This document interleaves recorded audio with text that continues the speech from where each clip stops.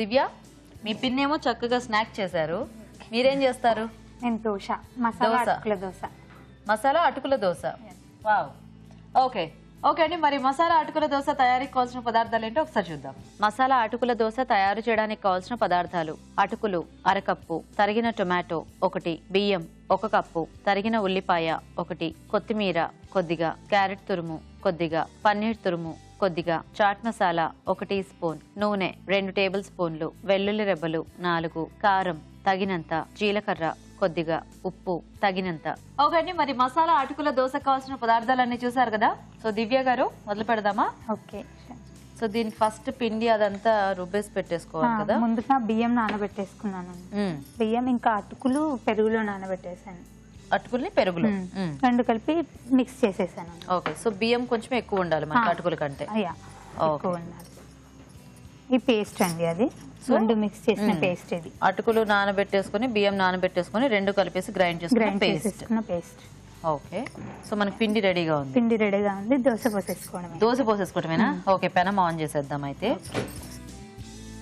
ఇప్పుడు మసాలా దోశ అన్నారు కదా, మరి దానికి మసాలా ఏం ప్రిపేర్ చేసుకోవాల్సిన అవసరం లేదా? చేశానండి.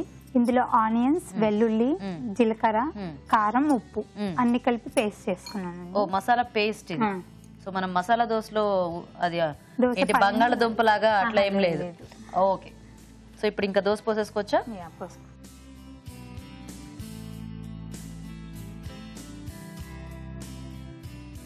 ముందు ఆయిల్ వేసుకోవాలండి. ఈ దోశ ఎవరు నేర్పించారు దివ్య మీకు?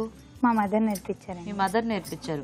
జనరల్ గా ఇడ్లీ పిండిలో దోశ పిండిలో మనం కొంచెం అటుకులు వేస్తూ ఉంటారు కదా, అంటే సాఫ్ట్ గా రావడానికి. సో ఈ దోశ ఇంకా సాఫ్ట్ గా ఉంటుందేమో, అటుకులు వేస్తాం, ఎక్కువ క్వాంటిటీలో ఉంటుంది కదా, అందుకని సాఫ్ట్ గా వస్తుంది. Nice nice.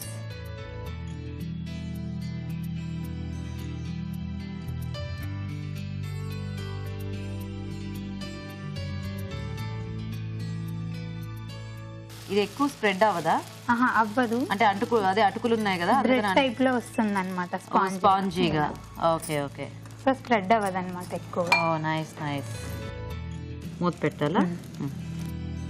సిమ్ లో పెట్టినా? ఇలాంటివి అయితే చక్కగా ఎన్ని తిన్నా కూడా మనకి తింటూనే ఉండొచ్చు కదా, ఎందుకంటే సాఫ్ట్ సాఫ్ట్ గా. కొంతమందికి ఏమో దోశలు బాగా కరకరలాడితే ఇష్టం, బట్ ఇది సాఫ్ట్ గా ఉంటుంది కదా, ఎంత తిన్నా ఏమనిపించదు, తింటూనే ఉంటాం. అండ్ చిన్నపిల్లలు ఉంటే చక్కగా వాళ్ళకు కూడా పెట్టడం ఈజీగా ఉంటుంది, ఎందుకంటే కరకరలాడేవి అయితే వాళ్ళకి కొంచెం గుచ్చుకుంటూ ఉంటుంది కదా. సో మీకు పిల్లలు ఉన్నారా? ఉన్నారండి. ఎంతమంది? ఒక్క బేబీ. ఒక్కటే బేబీ, చిన్న పాప, 10 months. వావ్, పేరేంటి? వీక్ష. వీక్ష. సో ఇంకా ఇట్లాంటివన్నీ తినడానికి టైం ఉంది అనుకుంటా కదా.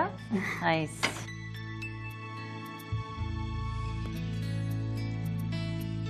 ఆ టెక్స్చరే మనకి తెలిసిపోతుంది కదా, సాఫ్ట్ గా.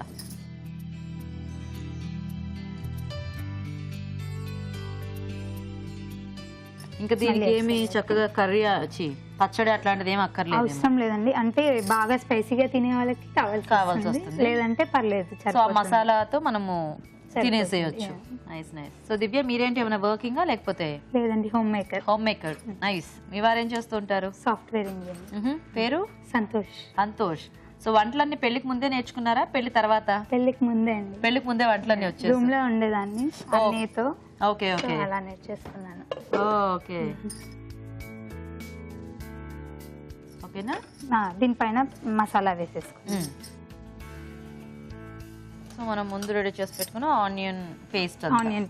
ఓకే, సిమ్ లో పెట్టేసి. కొత్త వెరైటీస్ ఏమైనా కావాలంటే మీ మమ్మీకి ఫోన్ చేసేస్తుంటారా? మమ్మీకి రెగ్యులర్ గా వంట చేయాలన్నా మమ్మీకి ఫోన్.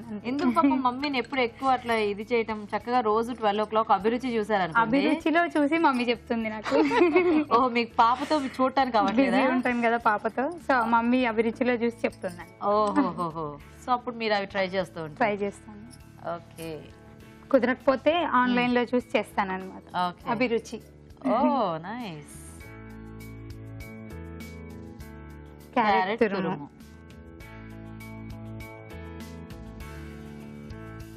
పన్నీర్ తురుము. ఓకే, సో మీకు బ్రదర్స్ అండ్ సిస్టర్స్ ఉన్నారా? ఒక్క బ్రదర్ అండి. ఓ ఇందాక అన్నారు కదా, అంటే ఎల్డర్ బ్రదరా యంగర్ బ్రదరా? ఎల్డర్.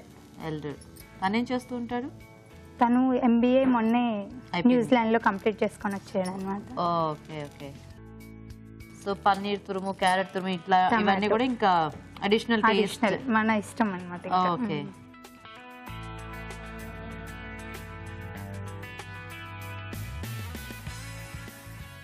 ఆనియన్స్ కొంచెం ఊతప్పం టైప్ లో వస్తుంది. ఓకే. కానీ ఊతప్పం మనకు ఒకటి తింటే చాలా హెవీగా అయిపోతుంది, బట్ ఇదైతే చక్కగా తినొచ్చు కదా, ఎందుకంటే లైట్ గా ఉంటుంది కాబట్టి. కొత్తిమీర. సో తీసేయచ్చు.